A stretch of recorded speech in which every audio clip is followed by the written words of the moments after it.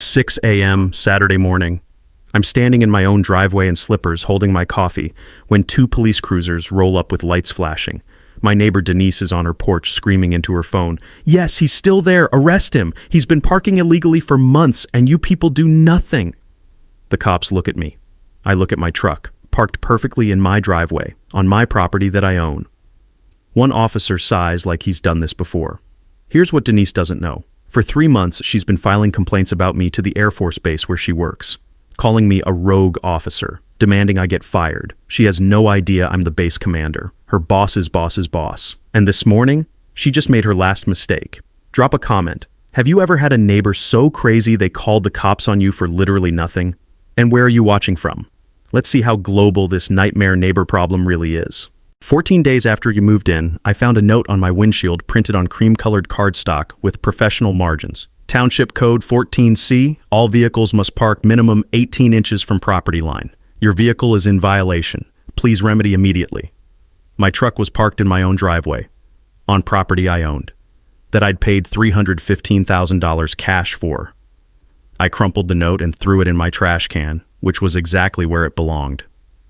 The next morning, a township zoning inspector knocked on my door. He looked like a man who'd lost a bet with the universe, measured my driveway with a tape measure, sighed deeply and said, "Sir, you're fine. This is your property. You could park a semi-truck here legally." Then he lowered his voice. "The woman next door, Denise Kelp, she's done this to 3 families on this street in 2 years. 2 of them moved. That's how I learned my neighbor wasn't just annoying. She was a problem with a pattern." Let me introduce myself properly. I am Colonel Marcus Treadwell, 47, United States Air Force, 23 years in uniform. 3 months ago, I became Installation Commander at Grayson Air Force Base, responsible for 15,000 military and civilian personnel. It's like being mayor of a small city that happens to have fighter jets and multi-million-dollar equipment. When I took command, I made a decision. Live off base, not in officer housing where everyone knows your rank. I wanted normal. A place where my daughter Bryn could just be 16 without the weight of military life pressing down on her every single day. Bryn lost her mom 3 years ago, cancer. Sarah was the glue holding us together through 7 duty stations and 4 deployments. After she died, Bryn and I bounced between 3 bases in 2 years. New schools, new friends, new grief, and new zip codes. This house in Pine Haven was supposed to end that cycle. Population 8,000, 20 minutes from base, quiet street called Maplewood Drive. 2-story colonial with a driveway that has character, meaning it has cracks, and an American flag on the porch because old habits die hard. The neighborhood's exactly what you'd picture. Built in the 70s, honest working folks. Saturday morning sounds of lawnmowers and sprinklers going tick-tick-tick in rhythmic meditation. By noon, the asphalt driveway gets hot enough that you feel it through your boots like standing on a warming plate. Normal, peaceful, exactly what we needed. And then there's Denise. Denise Kelp is late 50s with hair sprayed into a helmet that could deflect small arms fire. Married to Hugh, a man who looks like he's been apologizing since the Reagan administration. No kids. She works part-time at the base commissary as a cashier, which becomes hilariously relevant later, and drives a white Lexus SUV so spotless you could eat surgery off the hood. Wait, that came out wrong. You know what I mean. Denise has appointed herself neighborhood watch captain of Maplewood Drive despite the fact that there's no HOA, no neighborhood association, no elected board. Just Denise, a smartphone camera, and an ironclad belief that she's the last line of defense against suburban chaos. I met her on day 2 of moving in. I was unloading boxes from my F-150 when she appeared at the property line like she'd been summoned by a spell. "Welcome to Maplewood Drive," she said, eyes scanning my truck like a TSA agent who'd found something suspicious. "We maintain very high standards here." The way she emphasized standards suggested I'd just backed a carnival into her cul-de-sac. I smiled, shook her hand, made neighborly small talk. I've negotiated with foreign military officials in combat zones. Surely I could handle one suburban busybody. Narrator voice. He could not. That cardstock note on day 4 was just the opening salvo. The next morning's zoning inspector visit taught me something crucial. Denise didn't just complain. She weaponized bureaucracy, and she wasn't going to stop. Standing in my driveway that morning, watching the inspector drive away, I had a choice. Move again and let Bryn down, or stand my ground. I'd already moved her enough. This was our home now. Week 4, and Denise found a new hobby. My trash cans. Township rules say garbage bins must be off the curb by 7 p.m. on collection day. Fine. Reasonable. I usually rolled mine back by 6:30, sometimes 6:45 if work ran late. One Thursday, I got home at 6:53, grabbed my cans, wheeled them back, went inside to help Bryn with calculus. Next morning, certified mail arrived. Actual certified mail requiring my signature for garbage cans. Inside, a formal complaint with 3 attached photographs. My trash cans at the curb, each with digital timestamps, 7:02 p.m., 7:04 p.m., 7:06 p.m. Denise had stood outside with her phone documenting my bins at 2-minute intervals like a forensic investigator. The letter threatened a $50 fine for continued violations. I set a phone alarm after that, 6:30 p.m. every trash day. Never missed it. But here's the thing, that same week I noticed Denise's cans still at the curb at 9 p.m., 2 hours past deadline. So I did exactly what she did, took time-stamped photos, submitted them to the township with a polite note about equal standards. 2 weeks later, I got a form letter back. Thank you for your concern. We will investigate. No fine for Denise, no warning, nothing. The system responded to her because she'd trained them to. Years of calls meant they'd rather appease her than hear from her again. I was just new blood, fine. I started keeping records, dates, times, screenshots. My inner military logistics officer activated. Then Denise escalated to my truck. I have this habit from base parking lots. I angle my truck slightly in the driveway, maybe 15 degrees. Better visibility pulling out. Easier exit angle. Nothing dramatic. One morning, another note. This time, a police report number. I called the station. The dispatcher sounded exhausted. Yes, sir. Complaint filed that your vehicle blocks sightlines and creates reckless endangerment. My truck is in my driveway. Complainant says it prevents her from safely exiting hers. I looked at Denise's driveway. 40 feet away. You could park a mobile home between us. Officer Ramirez showed up 20 minutes later with a partner. Young guy, clearly done with this call before it started. Mr. Treadwell, we got a complaint about Colonel actually, but Marcus is fine. His eyebrows rose. Colonel. Look, you're totally fine here. It's your property. But maybe park it straight, just to avoid more calls. I kept my tone even. Officers, I appreciate your time. But I'll park however I want on my own property. Ramirez nodded, something like respect crossing his face. Understood, sir. Have a good day. After they left, I did what I should have done week 1. I requested public records. $15, 10-day wait. When that PDF arrived, I sat at my kitchen table reading 63 pages of insanity. Denise had filed 47 complaints with township and county agencies in 18 months. Noise violations, parking violations, tree trimming violations, holiday decoration violations. She'd called police 19 times for things like suspicious vehicle, a plumber's van, and aggressive dog, a golden retriever. I'd learned something during JAG training years ago that came flooding back. Patterns of false reports aren't just annoying, they're prosecutable. Most states have harassment statutes specifically covering repeated false complaints to authorities. I'd seen it used once in a domestic case. Guy kept calling cops on his ex-wife's new boyfriend claiming violations that didn't exist. He got slapped with misdemeanor harassment. I printed Denise's entire complaint history and filed my own report with the police department, documenting the pattern. 3 days later, Lieutenant Moss called. Colonel Treadwell, we're aware of Mrs. Kelp, very aware. Unfortunately, until she crosses a specific legal line, we're limited in what we can do. I understand, Lieutenant. I just wanted it on record. Smart. Very smart, sir. I hung up as Bryn walked into the kitchen. She'd been listening. Dad, why don't you just tell her you're the base commander? She works there. Maybe she'd stop. I thought about it. One conversation could end this. Denise, I'm your boss's boss's boss. Back off. But that felt like cheating. Like using air support on a ground skirmish you could win with tactics. I wanted to handle this the right way, as a citizen, not a colonel. Prove you could stand up to a bully through proper channels, not rank. Also, honestly, part of me was curious how far she'd go before reality caught up with her. The smell of Bryn's microwave popcorn filled the kitchen.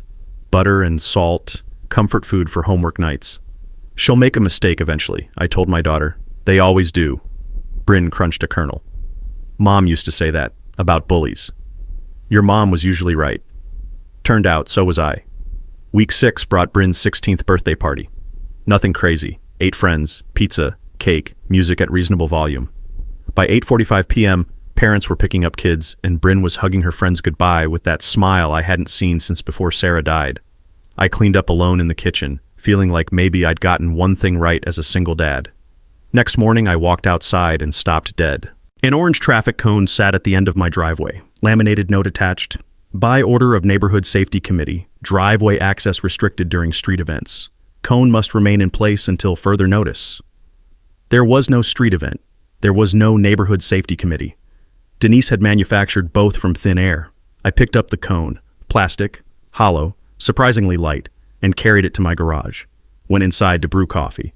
10 minutes later, police cruisers, again. Officer Ramirez climbed out looking like a man who'd lost faith in humanity. Colonel, Mrs. Kelp called about tampering with safety equipment. That cone was blocking my driveway, my property. I know, sir. He glanced at his partner, Officer Hendricks, mid-50s, the kind of cop who'd seen everything twice. We're getting 2-3 calls a week from her. We have to respond by policy, but... Hendricks stepped close, pulled a business card from his pocket, scribbled on the back with a blue pen, handed it to me without a word. I looked down. 3 letters, CYA. Cover your ass, the universal law enforcement advice. Document everything, Hendricks said quietly.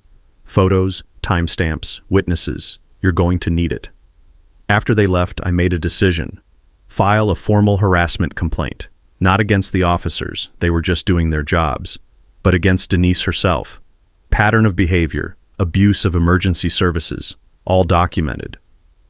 I'd remembered something from years back at the Pentagon. A JAG officer presenting on nuisance litigation mentioned that some jurisdictions had policies for chronic complainers, people who abuse 911 or non-emergency lines with repeated false reports.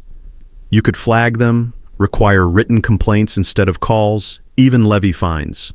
When I'd looked it up after the trash can photos, I'd found our county had exactly that statute, just rarely enforced. When Lieutenant Moss called me back, I asked him about it.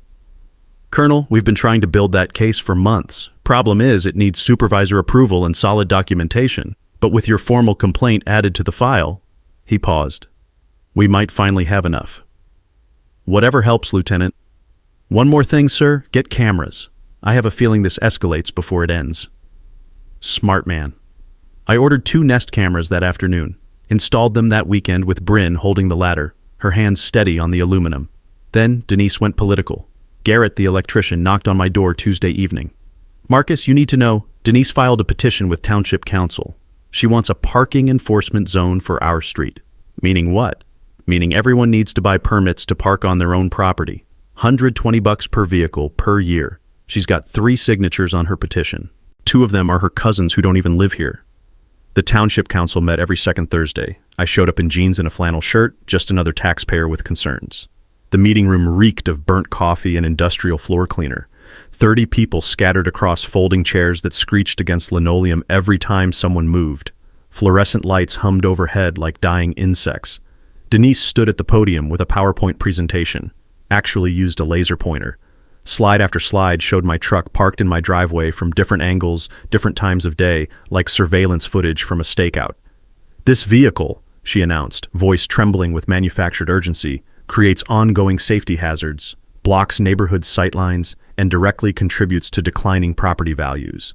Councilwoman LaTanya Brooks, African-American, 50s, with the posture of someone who'd spent decades not taking anyone's nonsense, leaned forward. And Mrs. Kelp, is this vehicle parked on public street or private property? Denise faltered. Technically private, but the impact on private property, so the owner can legally park there. Yes, but thank you. Brooks smiled without warmth. I'm tabling this petition. Insufficient evidence of public safety impact. Next item. Denise's face went red. But you didn't even... The council had already moved on. Outside afterward, Brooks found me by my truck. You're Colonel Treadwell? I nodded. Yes, ma'am. Sergeant Major Brooks, retired Army, 22 years logistics. Her grin was pure mischief. Does she know who you are? No, ma'am. Brooks laughed. The kind of laugh that comes from watching karma tee itself up. She works at your commissary, doesn't she? DOD civilian employee? That's correct. Just so you know, conduct standards apply off-duty, especially harassment of command personnel. She handed me her card. Call if you need backup. We vets stick together. I sat in my truck afterward, engine idling, watching Denise speed away in her Lexus. She'd just wasted an hour of elected officials' time presenting a slideshow about my legally parked vehicle. She was building my case for me, one insane act at a time. Saturday morning, 0600. I stood in my driveway holding coffee, Colombian dark roast, strong enough to raise the dead. When police cruisers rolled up with lights painting my house red and blue, this was it. The moment from the beginning.